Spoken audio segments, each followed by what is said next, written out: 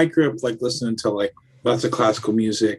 My dad was a professional musician, and he built horns Oh, for the Bach Company. wow. He actually designed like the first piccolo trumpet. He's a really brilliant man. But we always had great music in the house. And when I got into middle school, I got into bass.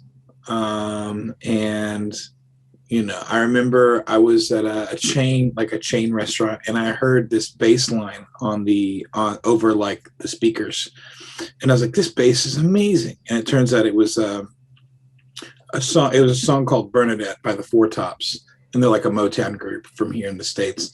And kind of lo and behold, I like did some research. This is like pre-YouTube.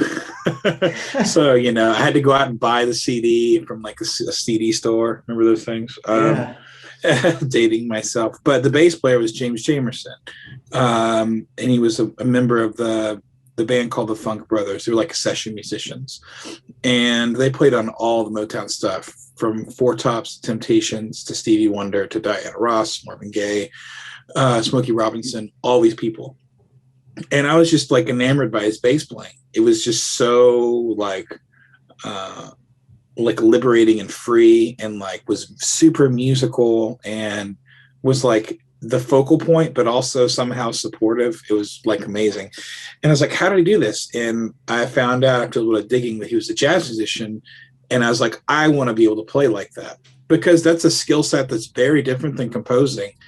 I'm still able to apply the approach of editing, and that's affected how I score, because it's a different process of the creative process. You know what I mean? Yeah. It's something Yeah. that's not film scoring, but it's changing my approach to film scoring, because I'm like learning new disciplines and things like that. Yeah. So I have different kind of peaks and flows of writing. I don't know if people have that as you have as well, but typically most people have like different kind of creative times where they're Yeah. like, where it's easy for them.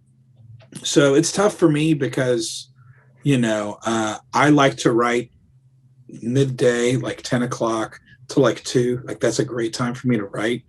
And then the afternoon can have a lull. And then I actually get a lot of inspiration at like 9 or 10 o'clock at night to like 1 in the morning. So it's Yeah. really tough because, I'm freshly married. So it's like, I can't just stop and go out and write music. You know what I mean? So there definitely is a little bit of, working around your schedule.